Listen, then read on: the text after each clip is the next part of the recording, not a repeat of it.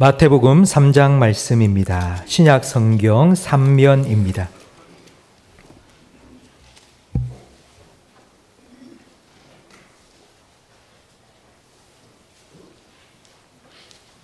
마태복음 3장 13절부터 17절까지 저와 성도님들 한 절씩 번갈아 가며 읽겠습니다. 이때에 예수께서 갈릴리로부터 요단강에 이르러 요한에게 세례를 받으려 하시니 요한이 말려 이르되 내가 당신에게서 세례를 받아야 할 터인데 당신이 내게로 오시나이까. 예수께서 대답하여 이르시되 이제 허락하라. 우리가 이와 같이 하여 모든 의를 이루는 것이 합당하니라 하시니 이에 요한이 허락하는지라. 예수께서 세례를 받으시고 곧 물에서 올라오실새 하늘이 열리고 하나님의 성령이 비둘기같이 내려 자기 위에 임하심을 보시더니 함께 읽습니다. 하늘로부터 소리가 있어 말씀하시되 이는 내 사랑하는 아들이요 내 기뻐하는 자라 하시니라. 아멘. 목사로서 제가 자주 듣는 질문 중에 하나가 목사님, 기독교하고 다른 종교하고 뭐 차이가 뭡니까? 이렇게 질문하는 이유는 뭘 믿든지 뭐 하나라도 제대로 믿으면 다 되는 거 아닙니까? 뭐 이런 의미입니다. 그러나 기독교와 다른 종교는 너무나 다릅니다. 하늘과 땅 차이입니다. 다른 종교는 가르침이 중요합니다. 누가 중요한 게 아니고요. 누구든지 간에 어떤 가르침을 깨닫는 게 중요합니다. 그러나 우리 기독교는 누가가 중요합니다. 예수님을 믿고 그 예수님을 따르는 것이 바로 우리 기독교입니다. 어떤 사람의 가르침을 깨닫는 건 주관적인 것입니다. 그 말은 내가 중심입니다. 그 사람이 이런 말을 해도 내가 그걸 이렇게 깨달으면 그게 좋은 겁니다. 그건 내 중심적인 것입니다. 그러나 기독교는 절대 그렇지 않습니다. 나 중심이 아니라 예수 중심입니다. 예수님을 알고 예수님을 따라가고 그 예수님을 믿는 것이 바로 기독교입니다. 그래서 다른 종교와 기독교의 차이는 하늘과 땅 차이입니다. 똑같은 것을 믿는 것이 아닙니다. 우리는 성경 말씀을 통해서 예수님이 어떤 분인지를 압니다. 하나님의 아들이신 예수님께서 사람으로 태어나서 이 땅에 사신 기간이 총 몇 년이죠? 33년입니다. 그 33년의 예수님의 삶이 이 성경 속에 기록되어 있는데요. 바로 오늘 우리가 함께 나눌 마태복음도 바로 예수님의 33년의 기록입니다. 그런데 그 33년 중에 앞에 30년은 자신이 하나님의 아들이라는 사실을 숨기시고 요셉과 마리아의 아들로 몫으로 사신 사적인 삶의 시간들이었습니다. 그런데 그 30년 동안의 기록은 마태복음 1장과 2장 밖에 기록되어 있지 않습니다. 나머지 3년 동안은 예수님이 하나님의 아들로서 하나님께서 보내신 사명을 감당하는 공적인 삶을 사셨는데 그 공적인 삶의 기록은 3장부터 28장까지 26장이나 기록되어 있습니다. 이런 30년의 사적인 삶과 3년의 공적인 삶으로의 전환이 일어나는 시점이 바로 오늘 본문에 기록된 예수님의 세례식입니다. 이런 점에서 예수님이 받은 세례와 우리가 받게 될 그리고 여러분이 이미 받은 세례는 공통점이 있습니다. 바로 새로운 삶의 시작이라는 공통점입니다. 예수님께서 하나님의 아들로서 공적인 삶을 시작하신 것처럼 우리가 세례를 받은 건 이제 나는 하나님을 믿는 사람으로 예수님을 믿는 사람으로 새로운 삶을 시작하겠다는 공적인 선언이기 때문입니다. 그래서 저는 오늘 세례식을 앞두고 예수님의 세례를 통해서 세례를 받았다는 것이 어떤 의미인지 그리고 세례를 받을 때에 우리에게 어떤 변화가 일어났는지를 예수님의 세례를 통해서 함께 살펴보려고 합니다. 예수님께서는 세례 요한에게 세례를 받으셨습니다. 세례 요한에게 세례를 받기 위해서 먼저 해야 될 일이 있었습니다. 그게 무엇인지 마태복음 3장 6절 말씀을 함께 읽어보겠습니다. 자기들의 죄를 자복하고 요단강에서 그에게 세례를 받더니 요한에게 찾아오는 사람 아무에게나 세례를 주지 않았습니다. 죄를 회개하는 사람에게, 자기 죄를 고백하는 사람에게만 요한은 세례를 주었습니다. 세례를 어떻게 주었는가 하면 요단강에서 세례를 주었거든요. 그러니까 요단 강물 속에 푹 집어넣고 다시 꺼낸 거예요. 마치 물로 몸에 때를 씻듯이 세례를 준다는 건 곧 자기의 영혼의 죄를 씻는 예식이었습니다. 그렇기 때문에 이 세례의 조건은 회개입니다. 그리고 세례의 대상은 회개를 할 죄가 있는 죄인이겠죠, 당연히. 그리고 세례의 장소는 요단강이었습니다. 죄를 씻는 상징적인 예식을 요단강에서 한 것입니다. 그런데 예수님께서 이 세례를 받기 위해 오신 겁니다. 예수님은 하나님의 아들로 하나님의 말씀에 절대 순종하셨습니다. 죽기까지 복종하셨습니다. 예수님은 죄가 없습니다. 그러니 회개할 것도 없습니다. 그러니 세례를 받을 필요도 없습니다. 세례 요한도 이 사실을 명확하게 알았습니다. 오늘 본문 14절 말씀을 함께 읽어보겠습니다. 그러나 요한은 예수님께 주님, 제가 도리어 주님께 세례를 받아야 할 터인데 주님께서 제게 오시다니요 하며 사양하였다. 손사래를 치면서 예수님 안 됩니다, 안 됩니다, 안 됩니다. 제가 세례를 받아야죠. 제가 어떻게 예수님을 세례 줄 수 있습니까? 그때에 예수님께서 대답하셨습니다. 15절 말씀을 함께 읽겠습니다. 예수님이 요한에게 지금은 내 말대로 하자. 이렇게 하는 것이 하나님의 뜻이다 라고 말씀하시자 그제서야 요한이 예수님께 세례를 주었다. 예수님은 세례를 받을 필요가 없습니다. 그러나 그렇게 해야 됩니다. 왜냐하면 그게 하나님의 뜻이기 때문입니다. 죄인이 받아야 할 세례를 예수님께서 대신 받는 것이 하나님의 뜻입니다. 죄인이 죽어야 할 죽음을 예수님께서 십자가 위에서 대신 죽는 것이 하나님의 뜻입니다. 이걸 제가 조금 쉽게 알아듣기 쉽게 설명을 해드리겠는데요. 마크 트웨인이 쓴 왕자와 거지 이야기를 여러분 다 아실 겁니다. 왕자와 거지가 비슷하게 생겼습니다. 우연히 만난 두 사람은 장난삼아 우리 서로 옷을 바꿔 입자 하고는 옷을 딱 바꿔 입었습니다. 옷을 바꿔 입는 그 순간 그들의 신분이 바뀌었고 그들의 인생이 바뀌어 버렸습니다. 왕자는 거지처럼 살게 되었고 거지는 왕자처럼 살게 되었습니다. 세례가 이런 것입니다. 왕자가 거지의 옷을 입은 것처럼 예수님은 세례를 받으심으로 우리와 같은 거지가 되셨고요. 우리는 세례를 받음으로 예수님의 옷을 입음으로 예수님 같은 왕자, 하나님의 아들, 딸이 된 것입니다. 이 세례의 의미를 조금 더 분명하고 명확하게 잘 설명해 주는 성경 말씀이 로마서 6장 3절 말씀인데 이 말씀을 함께 읽어보겠습니다. 여러분은 그리스도 예수님과 연합하는 세례를 받은 우리가 그분과 함께 죽었다는 사실을 모르십니까? 우리는 그분의 죽으심과 연합하는 세례를 받음으로써 그분과 함께 묻힌 것입니다. 이것은 그리스도께서 죽은 사람 가운데서 하나님 영광으로 살아나신 것처럼 우리도 새로운 생명 가운데서 살도록 하기 위한 것입니다. 그리스도의 죽으심으로 우리도 함께 죽었다면 그분의 부활하심과 함께 우리도 틀림없이 부활하게 될 것입니다. 아멘. 좀 어렵게 느껴질 수 있는데요. 이 말씀 속에서 딱 한 가지만 아시면 됩니다. 세례는 예수님과 연합되는 것이라는 것입니다. 이 연합된다. 우리가 세례를 받음으로, 예수님께서 세례를 받음으로 우리와 연합되고 우리가 세례를 받음으로 예수님과 연합된다 할 때 이 연합된다, 합한다, 이게 무슨 의미인지를 우리가 알아야 되겠죠. 성경에 이 연합된다, 합하여진다, 하나가 된다라는 표현이 최초로 사용된 말씀이 있습니다. 그건 바로 창세기 2장 24절 말씀입니다. 우리 함께 읽어볼까요?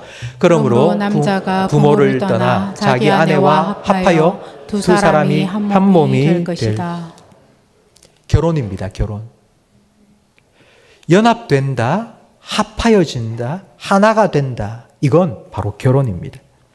남자와 여자가 결혼을 통하여 부부가 되고 하나가 되는 것처럼 세례를 받음으로 예수님과 내가 하나가 됩니다. 둘이 하나가 된다라는 이 말은 똑같은 사람이 된다는 뜻이 절대로 아닙니다. 결혼을 하신 성도 여러분, 여러분 결혼하고 나니까 아내와 남편이 똑같은 사람이 되었습니까? 남자가 여자가 되고 여자가 남자가 되고 뭐 이렇게 된 건 아니지 않습니까? 그러면 결혼을 통해서 둘이 하나가 되었다는 것은 과연 어떤 의미일까요?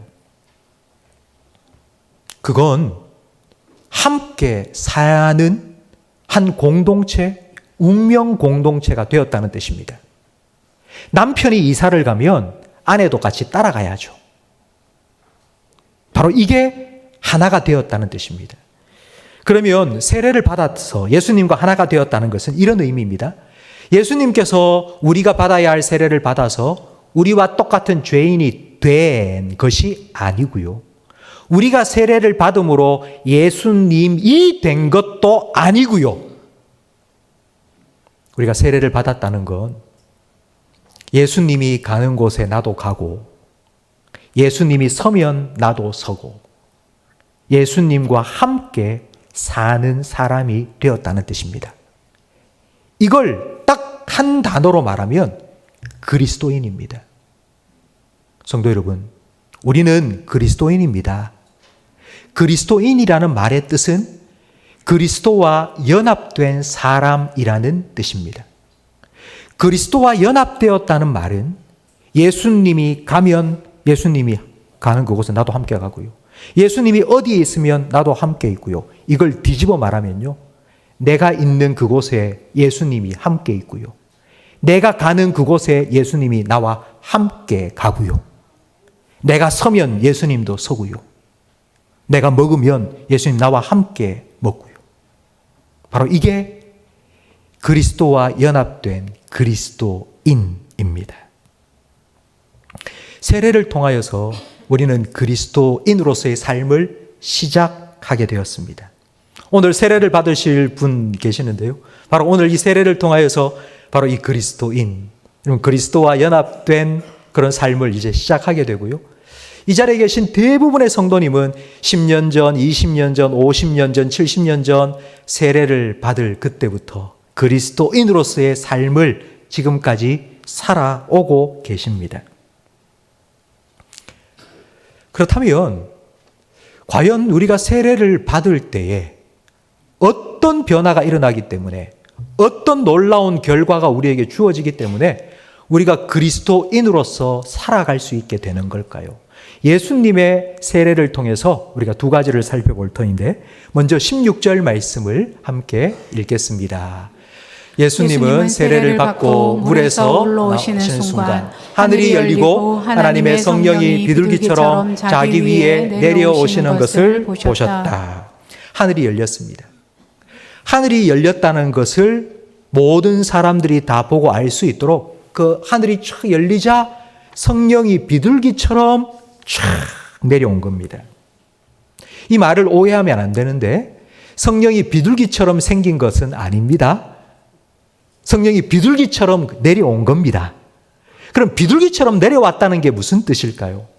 혹시 비둘기가 하늘을 날다가 땅에 내려오는 것을 보신 적이 있으십니까? 한번 상상해 보십시오. 그 비둘기 말고 독수리가 내려올 때의 모습 아십니까? 독수리는 어떻게 내려오죠? 하늘을 휙 날고 있다가 먹잇감이 있으면 어떻게 내려옵니까? 슉 내려옵니다. 근데 비둘기는 슉 내려오는 게 아니라 날개를 훌럭 하면서 천천히 내려옵니다. 성령이 비둘기처럼 내려왔다는 이 말은 거기에 있는 모든 사람이 성령이 지금 예수님께 임하고 있다는 사실을 다 보고 알도록 임했다는 뜻입니다. 순식간에 쭉 임해도 되지만 그렇게 하지 않으시고 모든 사람이 다 성령이 지금 예수님 위에 임하시네, 이걸 보고 알도록 천천히 임했다는 의미입니다. 세례를 받으면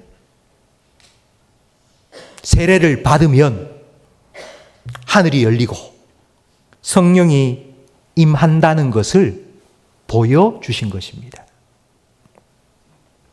하늘이 열린다는 건 하나님과의 소통이 시작되었다는 뜻입니다. 그리고 성령이 임했다는 건 하나님의 능력이 임했다는 의미입니다. 사도행전 1장 8절 말씀을 우리 같이 읽어볼까요? 그러나 성령님이 너희에게 오시면 너희가 권능을 받아 예루살렘과 온 유대와 사마리아와 땅 끝까지 이르러 내 증인이 될 것이다. 성령이 임하면 뭐를 받죠? 권능을 받습니다. 능력을 받습니다. 세례를 받을 때에 하늘이 열리고 성령이 임하는 건 바로 하나님의 능력을 받는 것입니다. 왜? 하나님께서는 그냥 말로만 그래 내가 너를 아들 삼았다, 너는 내 아들이야 내 딸이야 말로만 하신 게 아니고요. 진짜 하나님의 아들답게 딸답게 살 수 있도록 성령으로 능력을 주신다고요. 성도 여러분, 여러분은 세례를 받음으로 하나님의 아들, 딸이 되셨음을 믿으십니까? 세례를 받을 때 하늘이 열리고 성령이 여러분에게 임하여서 하나님의 아들, 딸답게 살게 되셨음을 믿으십니까? 네. 제가 일부 예배 때 이 질문을 똑같이 했거든요. 하나님의 아들, 딸이 되셨음을 믿습니까? 하니까 아멘 하시더라고요. 그래서 하늘이 열리고 성령이 임하여서 하나님의 아들, 딸답게 살고 있음을 믿습니까? 라고 하니까 대답이 쑥 들어가더라고요. 성도 여러분, 하나님께서는 우리를 그냥 말로만 네가 내 아들이다 내 딸이다 라고 해주신 것이 아니라 진짜 그렇게 살 수 있도록 성령을 우리에게 보내어 주셨습니다. 그래서 우리가 기도합니다. 하늘이 열려서 하나님과 소통하는 게 쉽게 말하면 기도입니다. 하나님 이렇게 해주세요. 하나님 도와주세요. 우리가 이렇게 기도할 수 있는 게 하나님과 소통하는 거예요. 죄로 막혀있던 하늘이 세례를 받고 죄 씻음을 받자 열린 거예요. 그래서 하나님과 소통하기 시작한 거예요. 그리고 성령님께서 우리 안에 거하셔서 하나님의 말씀을 기억나게 해주시고 생각나게 해주셔서 야, 너 그러면 안 돼. 너 그렇게 살면 안 돼. 너 이렇게 해야 돼. 너 말씀 읽어야지. 너 기도해야지. 너 예배 드리러 가야지. 계속하여 우리를 도와주십니다. 그럼 이게 바로 우리가 세례를 받고 그리스도인답게 하나님의 아들, 딸답게 살 수 있도록 하나님께서 우리에게 주신 놀라운 결과입니다. 두 번째로 우리 17절 말씀을 통하여서 세례를 받은 결과가 무엇인지를 두 번째 결과를 함께 생각해 보겠습니다. 함께 읽겠습니다. 그리고 하늘에서 이 사람은 내가 사랑하고 기뻐하는 내 아들이다 라는 음성이 들려왔다. 예수님의 공생의 사역의 시작은 바로 이 하나님의 음성을 듣는 것이었습니다. 이 사람은 내 사랑하는 아들이고 내가 기뻐하는 자다. 시작할 때 하나님께서 이렇게 말씀해 주신 겁니다. 3년 동안 예수님께서 3년 동안 하나님 말씀에 철저히 순종하고 십자가를 지시기까지 복종하셔서 십자가에 딱 달려 계신 그 순간에 하나님께서 너는 내 사랑하는 아들이다. 내가 너를 기뻐한다. 말씀하신 게 아닙니다. 시작할 때 처음부터 하나님께서는 너는 내 사랑하는 아들이다. 너는 내 사랑하는 딸이다. 내가 너를 기뻐한단다. 말씀해 주셨습니다. 이게 흔들리면 안 됩니다. 이게 흔들리면 안 됩니다.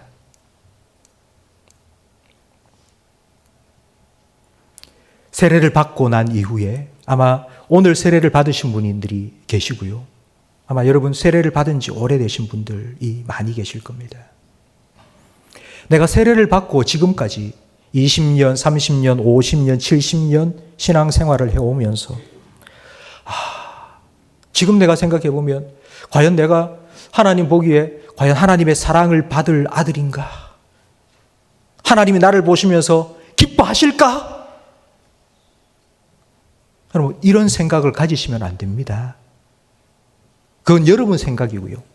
하나님은 처음부터 시작할 때부터 우리가 그리스도인이 되는 그 순간부터 세례를 받는 그 순간부터 우리가 하나님을 아버지라 부르는 그 순간부터 하나님이 우리를 아들, 딸 삼은 그 순간부터 하나님께서는 계속하여서 너는 내 사랑하는 아들이야. 너는 내 기뻐하는 딸이야.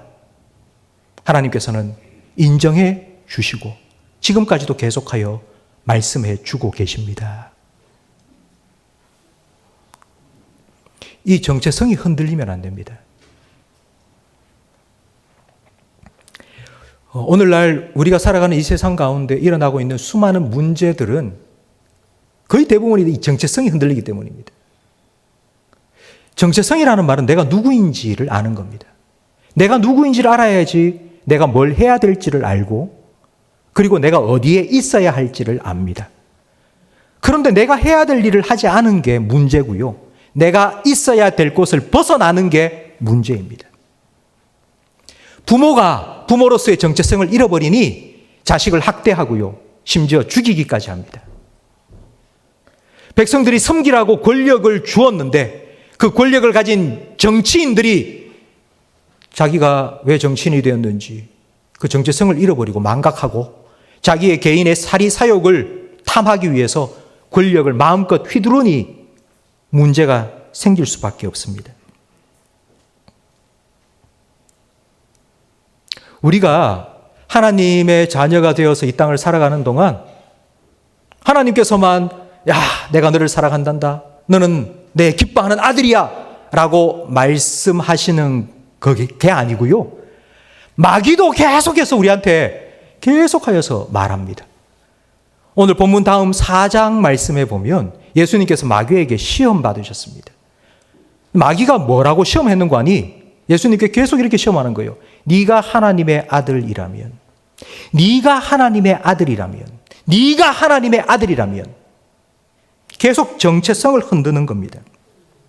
증명해봐. 네가 하나님의 아들이라는 걸 증명해봐. 돌로 떡을 만들어봐. 세상의 모든 영광 네 걸로 한번 만들어봐. 하나님께 기도해서 다 네가 가져봐. 네 인생 대박나게 만들어달라고 해봐. 네가 그렇게 가난하게 힘들게 살면서 네가 하나님 아들이라고? 하나님이 너를 기뻐하지 않으니까 안 주는 거 아니야? 자꾸 흔들어 버립니다. 성도 여러분, 돌이 떡이 되지 않아도 여러분의 삶에 고통과 시련이 있어도 천하의 영광을 여러분이 다 가지지 못해도 사랑하는 성도 여러분, 하나님께서 여러분을 사랑하시고 여러분을 기뻐하심을 믿으십시오. 하나님께서 여러분을 향해 오늘도 말씀하시는 이 말씀을 들으십시오. 너는 내 사랑하는 아들이다. 내가 너를 기뻐한다. 너는 내 사랑하는 딸이다. 내가 너를 기뻐한다. 내가 기쁨을 이기지 못하고 내가 노래를 부른다. 너만 생각하면 내가 너무 좋단다. 주일날 교회 오셔서 설교를 들으실 때에 30분 동안 제가 설교를 하니까 얼마나 많은 말을 듣겠습니까? 많은 말을 듣지만 저는 여러분이 교회에 오셔서 딱 한마디만 듣고 가시면 좋겠어요. 그게 바로 오늘 이 말씀입니다. 하나님께서 여러분을 어떻게 생각하시는지. 내가 너를 사랑한단다. 너는 내 사랑하는 아들이라. 내가 너를 기뻐한다. 여러분 이 딱 한마디만, 이 딱 한마디만 듣고 가시기를 바랍니다. 공생애를 시작하시는 예수님, 그 예수님께 하나님께서 하시고 싶은 말이 얼마나 많겠습니까? 이제 3년 동안 하나님의 아들로서 하나님 맡기신 사명을 감당하고 완수하셔야 되는데 하나님께서 이래라 저래라 하실 말이 얼마나 많겠습니까? 여러분의 자녀가 이제 대학 입학하게 되어서 이제 저 유학을 가게 되었습니다. 떨어져 살게 되니까 할 말이 많겠죠? 여러분 자녀가 입대를 하게 되었습니다. 취직을 하여서 다른 곳으로 가게 되었습니다. 여러분, 할 말이 얼마나 많겠습니까? 너 이거 조심해라, 이거 해라, 저거 해라, 어떻게 해라, 친구 잘 사귀어라. 할 말이 얼마나 많겠습니까? 근데 예수님께 하나님께서는 딱 한마디를 하셨어요. 딱 한 말씀을 하셨어요. 그게 너는 내 사랑하는 아들이다. 내가 너를 기뻐한단다. 너 이거 잊지 마. 기억해. 성도 여러분, 이 한마디면 족합니다. 이 한마디를 듣는 순간 우리는 하나님의 아들로, 하나님의 딸로, 그리스도인으로 살 수 있는 힘을 얻을 수 있기 때문입니다. 하나님이 나를 사랑한다고. 지난 한 주간 내가 살아온 내 모습을 보면 진짜 하나님이 나를 사랑하실 수 있나, 이런 나를. 이런 내 삶을 보면 하나님이 과연 기뻐하실까? 기뻐하시는 게 아니라 화내실 것 같은데. 그럼에도 하나님께서는 잠잠히 여러분을 사랑하시고요. 여러분이 하나님의 아들이 되고 하나님께서 여러분의 아버지가 되신다는 사실에는 변함이 없습니다. 하나님께서는 계속하여 그걸 여러분에게 말씀해 주십니다. 이 말씀 한마디만 들으면 우리 마음속에 하나님, 나도 하나님 사랑합니다. 내가 정말 하나님의 기쁨이 되고 싶습니다. 하나님을 기쁘시게 하는 아들로, 딸로 내가 살고 싶습니다. 이런 마음에 새로운 열정이 우리 가운데 생겨날 수 있습니다. 아마 여러분 중에는 오늘 새로 세례를 받으시는 분도 계시지만 이미 세례를 받은 지 오래되신 분들이 훨씬 더 많으십니다. 그래서 내가 세례를 받을 그때가 기억도 안 나요. 목사님, 가물가물해요. 언제 받았는지. 제가 세례를 받을 때 그때 내가 어떤 마음을 가졌는지. 그리고 지금까지 신앙생활 수십 년 해오면서 내가 정말 하나님의 기쁨이 되는 삶을 살았는지, 하나님의 자녀다운 삶을 살았는지 잘 모르겠어요. 신앙생활을 한 게 아니라 그냥 신앙 생존을 근근히 하며 살아왔어요 생각하시는 분들도 계실 겁니다. 그래서 오늘 말씀을 들으면서 열심을 내자. 그래, 목사님이 저렇게 말씀하시니까 하나님의 아들답게 딸답게 한번 열심히 한번 살아보자. 이런 각오와 다짐 지금까지 수백 수천 번 해오지 않았습니까? 여러분, 그런 각오와 결심을 하면은요, 잠깐 동안은 불꽃이 확 타오르는 것처럼 느낍니다. 내 마음이 새로워진 것 같고 내가 정말 주님을 위해서 살아갈 수 있을 것 같고 그런 마음이 듭니다. 그러나 금방 잿덩이가 되어버립니다. 떨기나무 불 붙으면요, 확 타다가 싹 재가 되어버리는 거죠. 하나님이 함께 하셔야지. 하나님의 사랑이 여러분 마음속에 계속하여서 들려지고 확인되어야지만이 그 불길이 타오를 수 있습니다. 그렇기 때문에 성도 여러분, 하나님께서 오늘 여러분에게 들려주시는 이 말씀을 들으십시오. 너는 내 사랑하는 아들이다. 내가 너를 기뻐한단다. 날마다 하나님께서 여러분에게 들려주시는 이 사랑의 고백을 듣고 여러분도 하나님께, 하나님 감사합니다. 나도 하나님 사랑합니다. 나도 하나님의 기쁨이 되는 삶을 살고 싶습니다. 여러분, 이렇게 하나님께 사랑을 고백하며 살아갈 수 있기를 주님의 이름으로 축복합니다.